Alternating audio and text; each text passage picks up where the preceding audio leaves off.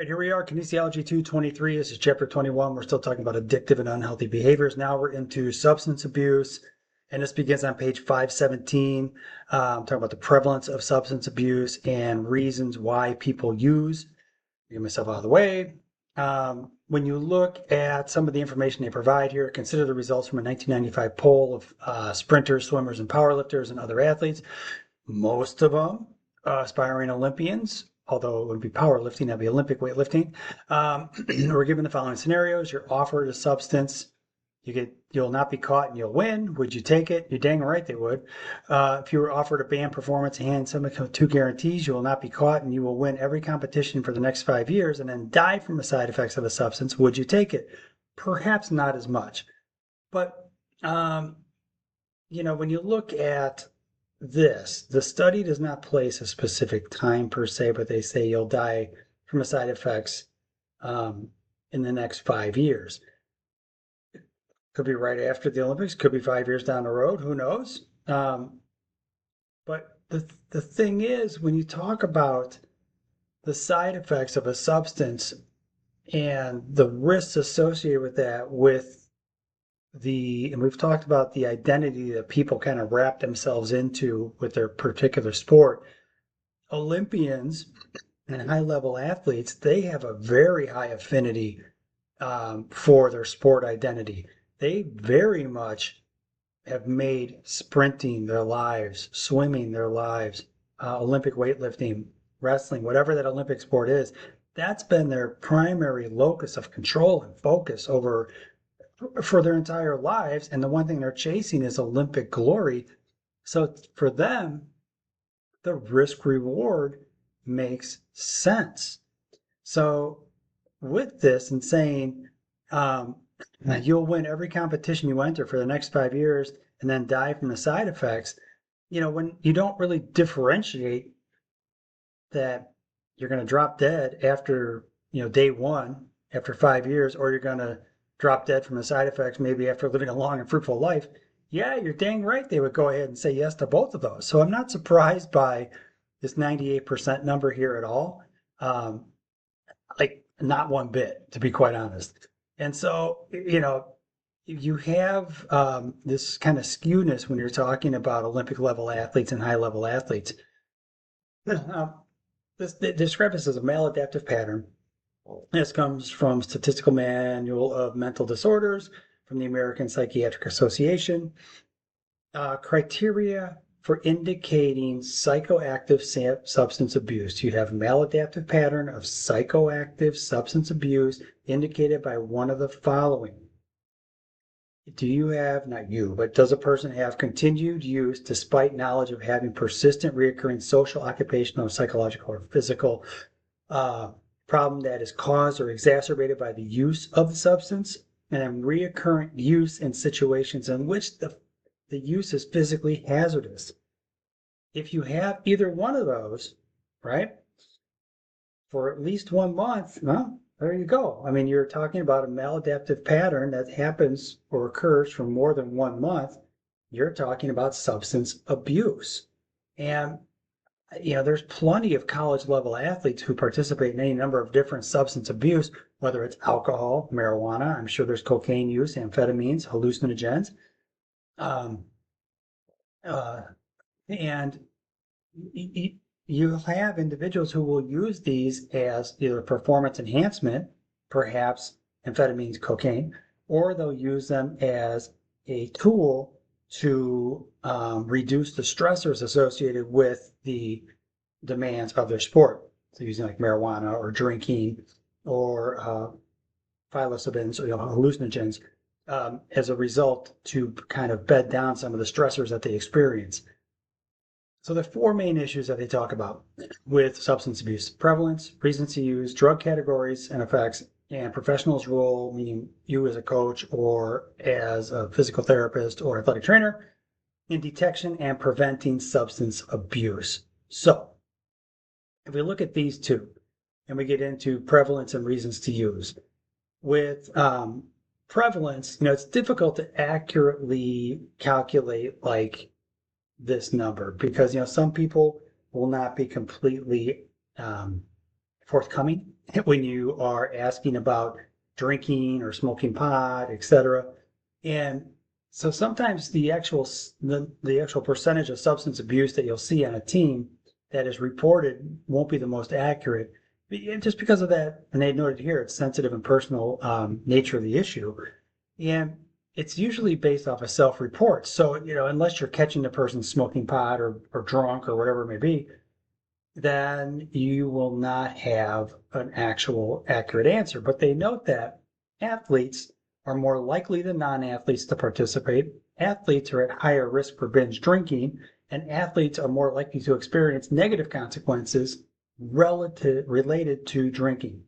And they note that some of this is based off of the social components, right? The social cultural components that you see in a college sport environment where it's part of the culture of the athletic program. But they note that a study showed alcohol and marijuana were used the most amongst athletes, and this is on page 521. For the list over here that you see, when you look at this, it's estimated that about 80% of college athletes drink. A higher percentage of non-athletes with a 2-week period are more likely to binge drink. These are all things that we talked about over here. But these are data points that are from 2006, and I would contest that they're probably still valid, to be honest with you. When you look at the different sports, you have amphetamines and anabolic steroids. Those are used in small amounts, but then you get in like cocaine, a little bit higher, ecstasy, heroin, small amounts. But alcohol and marijuana were your two main drugs of choice, DOCs.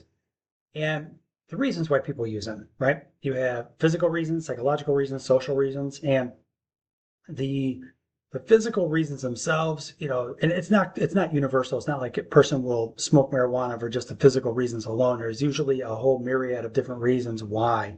That can include physical, psychological, and social. But when you look at some of these recreational drugs, on the physical side, the most common physical reason for taking a drug is to enhance performance or to look more attractive. But when we're talking about something like smoking pot or drinking at a party, that doesn't really enhance performance. That's more about the psychological reasons and the social reasons, and it's more about perhaps they're using it as a medicinal property to be able to bed down pain or anxiety or bed down, just kind of shut off from the day-to-day rigors of training. But for some of the physical reasons, they talk about rehabilitation from injury is another physical reason to take drugs. And sometimes drugs are taken without prescription from a doctor. And so you might have drugs that are taken as a pain remedy. People might smoke pot as a pain remedy. They might drink as a pain remedy. And you'll have to have conversations with your athletes. And thankfully, this opioid crisis that you had years ago it's not fully abated, but it was quite an issue for a number of years in terms of athletes just being generally prescribed opioids to manage their pain, and it transitioned into quite an epidemic. Now, with the amphetamines and diuretics, that was a very small amount, but you're talking about maybe controlling their appetite, as we talked about in binge eating and anorexia nervosa in a previous presentation. You'll have individuals who may take these drugs for reasons of aesthetics or performance, to lose weight, to get into a weight class, to wrestle at a particular weight, to lose some weight so they're more aesthetically appealing when they're doing their gymnastics routine. There's a number of different reasons why one can rationalize using things like amphetamines or diuretics. But at the end of the day, it's still a drug that's being used. So if you wish to, you can link out to this article down here, Muscle Dysmorphia. I think you'll find it interesting regarding some of the things we're talking about. It won't be quizzed or tested upon that, but I think it's just a good one to kind of wrap yourself around. For psychological reasons, we talk about athletics. They're more of a coping mechanism for stress, right? And recreational drugs themselves is psychological or emotional. The drugs seem to offer a convenient escape from unpleasant emotions. Of course, they're dealing with competitive experiences. And so, famously, you had somebody like a Michael Phelps who talked about marijuana use as a way to do that. And he was dealing with his depression and just anxiety in terms of performance. And you have athletes who have kind of come out and explained more and more and more about some of the stressors that are on athletes to perform and how they use different drugs of choice to cope with those stressors. And it's just opened a nice dialogue, if you will, of what are the stressors and how the stressors are processed by athletes. Um, when you talk about, the concept of athletes using drugs, um, there's a risk reward that's oftentimes kind of measured, like, and they're not, and it's not really thought through, because if you're smoking marijuana, you're inhaling a carcinogen, it's going into your lungs, and you need the ability to exchange oxygen and CO2 in the lungs, and you might be inhibiting your performance. So, there's the possibility of having negative effects, even though you have the positive effect of bedding down perhaps anxiety or stress. And the result of that might be the negative effect of how it affects the lungs and oxygen exchange. Psychological reasons. So intrinsic motivated equals greater sportsmanship. Greater sportsmanship yield, reduced likelihood to use PEDs, which I thought was interesting when you look at this study over here to the right.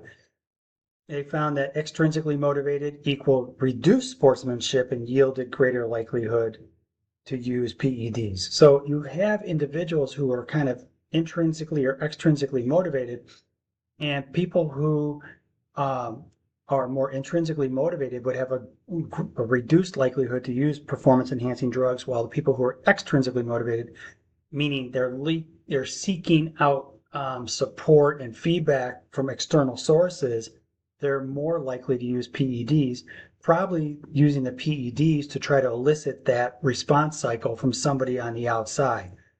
Now, when you look at people who are morally disengaged, they could care less if they're breaking the rules or not, right? So they have a greater likelihood of using PEDs. So it appears that the why a person plays a game and how they play the game will predict the likelihood of usage or not of performance enhancing substance. And they talk about this kind of positive attitude regarding um, people, and how when you have people who have a moral disengagement, um, and you have people who have a moral disengagement and they're kind of indifferent regarding the use of performance enhancing drugs, it showed that, if we go back to social cognitive theory, and people just become kind of disengaged with the process and disengaged with what are the rules of good sportsmanship. And it allows individuals to kind of be indifferent and not have the feelings of guilt or negativity associated with using a PED, because, quite frankly, they just don't care. And so that is a limitation that is removed from the equation. So they can feel free to go ahead and use performance enhancing drugs without feeling internally compromised at all. Social reasons. Social pressure can cause a desire for conformity, like we talked about. False consensus can cause an athlete to believe that others are taking PEDs and they must do so to keep up with the competition. The influence of the coach, if you have a personality of a coach who is making statements and is creating a culture that is not healthy, they can basically drive an athlete to take PEDs to try to keep up with their peers. When they look at this down here, I found this was pretty interesting. They look at competitive cyclists overestimate the number of cyclists actually using performance enhancing drugs. That's the false consensus effect, saying everybody else is doing it, why can't I? And to that end, you saw that in competitive cycling years ago. With the influence of others, found that a coach's interpersonal style had an indirect relationship with intention to use drugs as well as actual drug use. So athletes who perceive their coach to have controlling style had lower moral functioning and higher doping intentions, where conversely, who perceive their coach to have autonomy supporting style, that created conditions where the athletes experience a sense of volition and independence and initiative. So again, guys, you're the coach, you create the culture, you create the environment, you'll also then ultimately control the outcome. All right, guys, moving on to the next one.